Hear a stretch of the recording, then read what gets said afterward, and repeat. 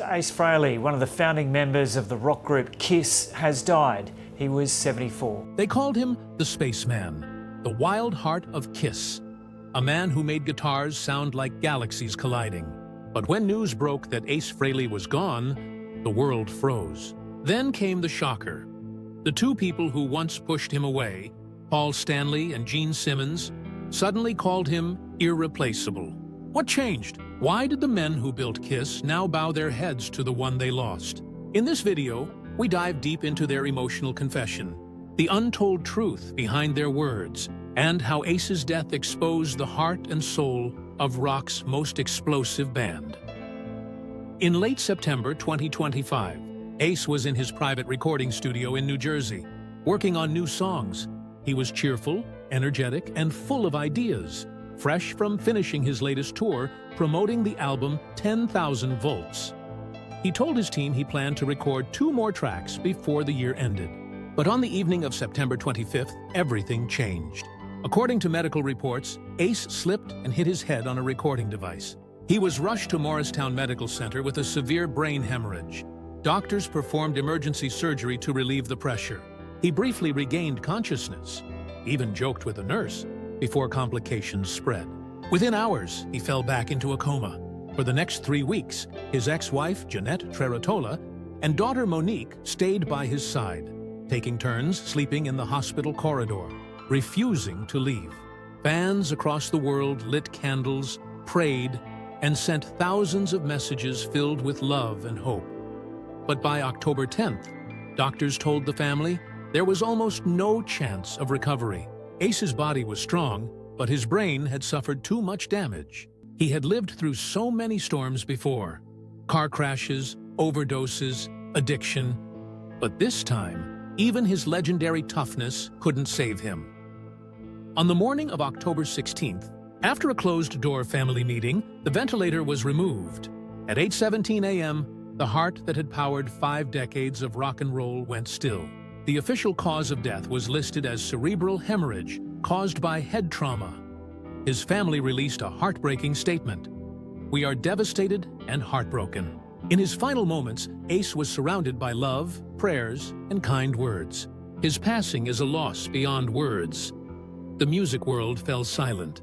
Kiss fans, from New York to Tokyo, mourned the loss of the man who made their youth electric.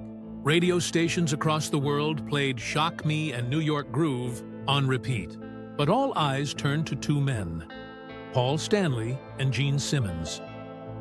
When the world heard Paul Stanley and Gene Simmons speak after Ace Frehley's death, no one could believe it. For decades, Paul had insisted that Kiss was bigger than any single member, an idea, not a person.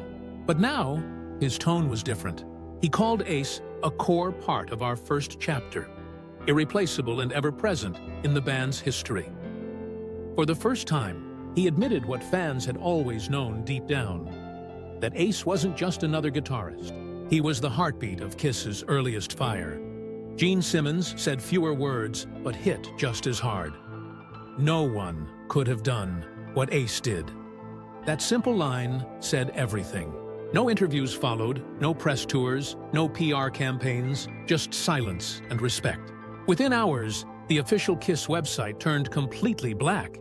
Every social media account changed its profile to an image of Ace Frehley in his iconic 1977 Spaceman makeup. The first time that photo had been used on official pages since 2002. Beneath it, 3 haunting words appeared: "Forever Spaceman." Behind closed doors, Paul Stanley issued a private message to the team: "I expect everything related to Ace to be treated with absolute respect. No cuts, no blurring, no replacements." Within 72 hours, the entire Kiss archive was updated. Old videos featuring Ace were restored, and his original Shock Me solo was re-uploaded to streaming platforms, finally giving fans what they'd been begging for. The man who had once been erased from the band's image was now its eternal symbol. But to understand the weight of that tribute, you have to go back to where it all began. 1973, New York City. A young guitarist named Paul Daniel Ace Frehley walked into an audition wearing mismatched shoes and a worn leather jacket. Paul Stanley remembered that moment vividly.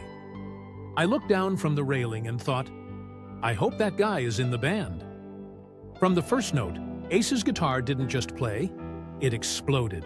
He wasn't trying to impress anyone. He wasn't copying anyone. He was pure, unpredictable energy.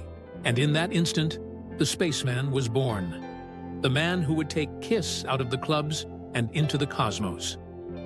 Then came 1978, the year that changed everything for Kiss. Each member released a solo album, but only one rose above the rest. Ace Frehley.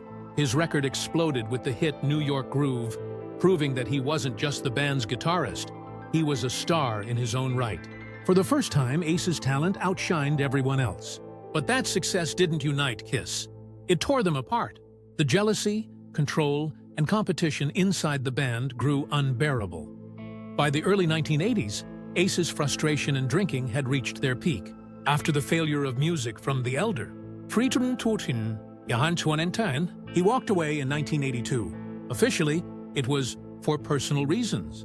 But fans knew the truth. Ace was tired of being pushed aside in the very band he helped build. He struck out on his own, forming Frehley's Comet, touring the world, and releasing music filled with the same wild energy that made him famous. But the shadow of Kiss followed him everywhere. In 1996, the impossible happened. The original four, Paul Stanley, Gene Simmons, Peter Criss, and Ace Frehley, reunited for a global tour. The shows shattered records, and for a moment, it felt like magic again. Behind the makeup, the same tension returned. Ace Frehley despised the strict control within Kiss, once saying, "I'm not a soldier. I didn't sign up to be watched every day." By 2002, he was gone again, this time for good. When Paul Stanley and Gene Simmons questioned his dedication, Ace shot back, "They don't want me to succeed. They'll do anything to make me look like I can't be trusted." The fight that followed wasn't about fame. It was about identity. Kiss replaced him with another man, wearing the spaceman makeup. But Ace never accepted it. "I created that character," he declared. "You can't just put another face under my mask." When Kiss was inducted into the Rock and Roll Hall of Fame in 2014, Ace refused to perform with them. "I don't have to stand next to someone who called me useless to get a title I already deserve." With that, he walked away again, proud, defiant, and free, yet one truth remained. Kiss could copy the costume, but never the soul. Ace wasn't a businessman. He was chaos, creativity, and freedom. His solos weren't rehearsed. They were born in the moment. Artists like Mike McCready of Pearl Jam and John 5 still say they picked up a guitar because of him. Not for perfection, but for passion. Even as the years passed, Ace stayed true to himself. He got sober, kept performing, and talked openly about his past mistakes. He laughed easily, spoke honestly, and never pretended to be anyone else. In one of his last interviews, when asked about his health, he joked, "A psychic once told me I'll live to be 100. Fans now remember that quote as a reflection of who he truly was. Optimistic, fearless, and funny until the very end. He had plans for another album in 2026 and had been mentoring 2 young artists. Those unfinished recordings still sit in his personal computer. Echoes of a dream that ended too soon. After his death, something extraordinary happened. Paul Stanley and Gene Simmons, the same men who once distanced themselves from him, brought him back into the center of the Kiss universe. Every homepage, every ticket site, every streaming profile of the band displayed a single tribute. Forever Spaceman. No marketing, no promotion, just silence and respect. It was as if the entire rock world took one long breath to honor the man who had started it all. For 50 years, Ace Frehley was the spark that made Kiss burn brighter. He wasn't perfect, he was real, and that's what made him eternal. Because in the end, Ace Frehley wasn't just a guitarist. He was a reminder that rock isn't about perfection or control. It's about freedom, rebellion, and soul. He was the sound of youth, the noise of dreams, and the heartbeat of every kid who ever picked up a guitar for the first time. Legends like him don't die. They simply return to the stars. So the next time you hear the opening riff of Shock Me or the pulse of New York Groove, remember Ace Frehley, the man who turned flaws into fireworks and brought the stars to earth. there will only ever be one true spaceman. Forever spaceman, forever ace. Like, share, and subscribe for more legendary stories. Thanks for watching.